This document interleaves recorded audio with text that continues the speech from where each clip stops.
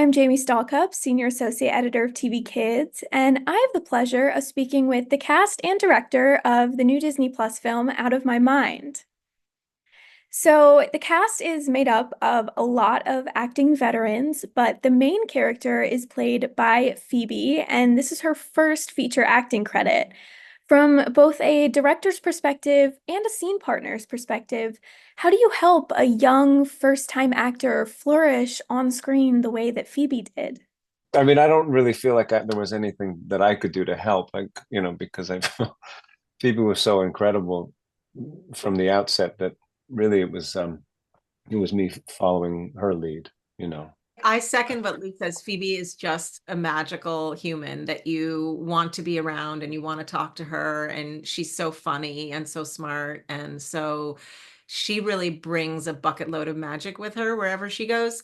And then just as a director, that's my job, is to sort of interpret each actor's needs, whether they are very experienced or not. And Phoebe just happened to have not acted before, and in some ways that made my job easier because I could just kind of do whatever I wanted. Whereas like with Luke, he'd be like, no, you can't, do that weird thing with me.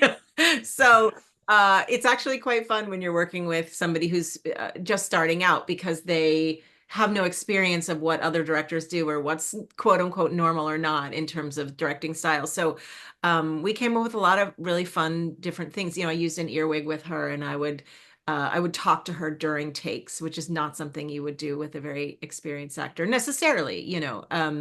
Well, maybe with you, Luke, I might try. Our next movie, I'm going to put an earwig and just whisper like jokes to you the whole time. But so yeah, we got to do a lot of fun experimenting and coming up with different ways to play. But the best thing was that Phoebe was so game.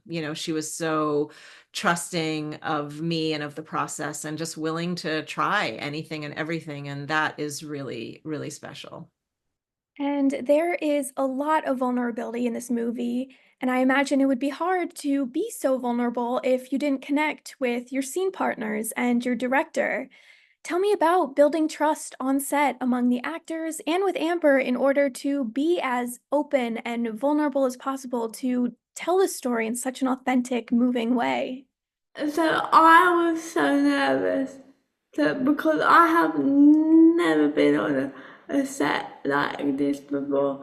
So I remember as soon as I met Amber, she was just so comforting and genuine and lovely. And we really had a connection from the first time we met, and I don't think this experience would be as wonderful and welcoming if it weren't for her. And with my classmate, Rosemarie, I really felt like she was I really felt like she was like another mum to me, and I just had such a good time with the people I was with. A lot of laughter. I think you need a lot of laughter to get that vulnerable. And the person who cracks the most jokes on set is always Phoebe, the one who's the most naughty, the one who's running off with Luke and coming up with bits and jokes. And then I always have to be the serious mom who's like worried and saying no. But I do think that Phoebe, the way she just shared with you right now, she just came on set and just was very transparent with what was scary, what it was like, like what her experience was like, what we needed to know. And so every day was a big, like, bout of learning and connection. Like we would just try to find each other in the scenes, and it did not feel like Phoebe's first movie. As an actor who's gotten to do a lot of movies, it felt like she was an old pro. I have the good fortune of having worked with Amber already, and so though it took me a long time to come around to trusting her, I'd already done that. No, I met it with the very first moment I met Amber. We kind of hit it off and established a rapport that I think we're forging ahead with. It didn't feel especially complicated. In fact, Amber just sort of created this environment that where you could really feel the internal dynamic of this family that is fighting for something that's actually beyond their means, and the necessity to seek out other people to access those means. It's and Amber's environment felt like that. It felt like a place where we could well, be together. It's as simple as that. Be together instead of trying to separate each other. I think Amber did a really good job of making sure that she was so vocal with us, was speaking to us often about where she wanted this vision to go with the characters. She made sure that we were communicating with one another. We were talking to Sharon a lot, with the writer of the book. I think, and I also think just how wonderful everyone is. The cast is just so wonderful. There's not a bad egg in the cast.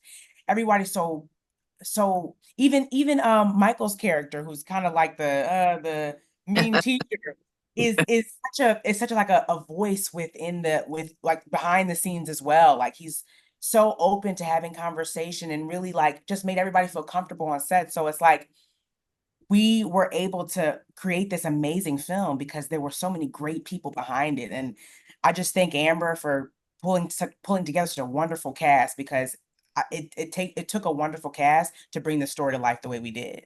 Yeah, for sure. And when a director does choose someone, they're very sensitive, and particularly with this film, when you choose people who are good-hearted people who feel passionately about the story. It's not just for their talent that she's hiring them or choosing them. It is also for who they are as human beings. And that's not always or often the case. Sometimes like Courtney said, there's not a bad egg. There was no ego that showed up on this set. This was about how are we going to tell this story, and also how are we going to support this young actress who happens to have cerebral palsy, who was brilliantly talented. Yeah. So we were there in service of her and telling the story through her. And Amber made sure that we were all there, all doing that, all on the same page. And that happens to be what I think the energy always comes across on the screen. You can always see it. You can always feel it. You look at a show and you go, I don't know if I want to watch that. But when you have a movie like this, you don't watch it, you feel it. And this feeling is very potent and quite beautiful. And Judith and Courtney, both of your characters are Melody's advocates outside of her family. Tell me about what you learned through playing your characters about being advocates and listening and making sure every voice is heard. I think the first thing I noticed was how hard it is. I think it takes a lot of strength. I think it takes a lot of bravery to actually stick to advocating. Like, it's one thing to say something like, okay, I said what I needed to say, I hope they fix it. No, it's the checking in. It's the making sure that they're following up on everything that you had complaints about. Like, hey, did you listen to what I said? Did you make the adjustments? Did you make the changes? Are you supporting the people who need it? It's a lot of work. And I think that's why a lot of people don't do it, which is why I'm hoping people can see this film and say, listen, it's going to be a lot of work, but it's so necessary.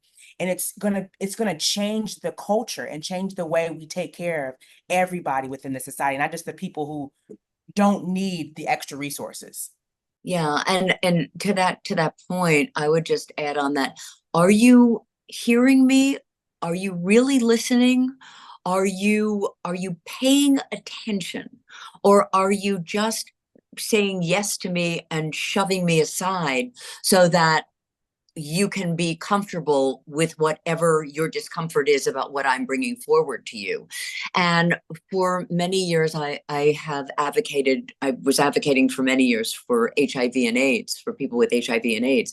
And advocacy, like Courtney said, it doesn't stop at the, showing up to the gala or to just to the, say it's the principal's office or to the school board. It's like it's the continuation of the advocacy. And advocacy is different than activist. Advocacy doesn't come with it comes with in some ways, I think the word has a softer landing. And I think we're both her advocates, and we don't hold her as a victim. And we hold her as not the other.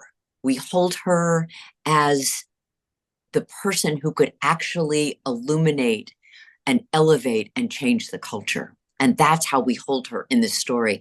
And I know that Courtney feels the same way I do, that we hope that people will see that and become more advocates for our young people in the schools and in the school system. We need some real work there. And the movie takes place in 2002, and the book came out in 2010. And though representation and understanding of differences has gotten better in the last 10 to 20 years, there's still a long way to go. What do you hope this story will instill in viewers? And also, what do you hope other filmmakers will take away from seeing a story like this told? Well, one thing is that it was really amazing to have a set that was entirely inclusive, meaning that anybody, regardless of abilities, could access the entire set, use the, whatever things anybody needed in order to properly do their job, we supplied. And to learn that that did not take any more time, cost any more money than any other production was invaluable.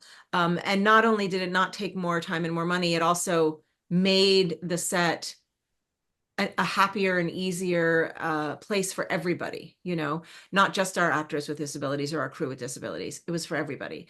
And the other piece I would say is that, your question just made me think, this country just voted in a president who openly mocks people with disabilities, openly.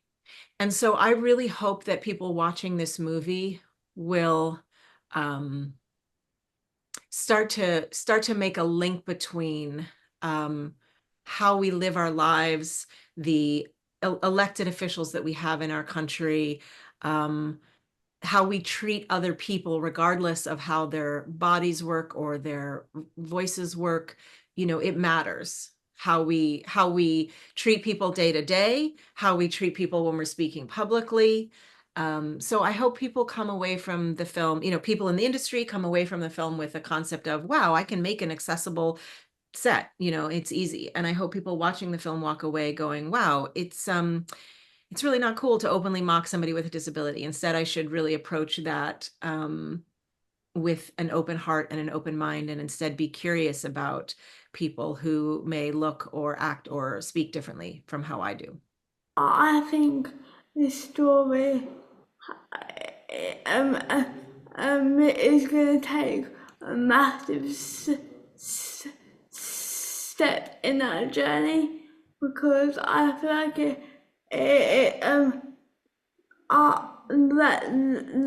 this book and this film really helps people to see people with all different types of disabilities and how they have voices and they are exactly the same, even though they may look or sound or act a bit different. They're exactly the same as you, and always should not be treated any differently just because how we look. So I think that as a whole is really important for audiences all around the world to see. Yeah, I think one of the things that really taught me is like, you're really missing out on like a big part of the world if you don't take time. Like it would be a real mistake to see Phoebe and just see a wheelchair, because she is one of the coolest, funniest, smartest. I mean, she's obviously physically beautiful, but she is just like deep and cool. And if you didn't take the time to listen or go up and strike a conversation, you would miss out on everything. And so I'm hoping that kids, teachers, grown-ups, we all see that in Melody's journey. Well, congratulations on this film. It's so moving and so refreshing to see this kind of story being told in such an authentic and, like I said earlier, vulnerable way. So, thank you all for making the film and for taking the time to speak with me today.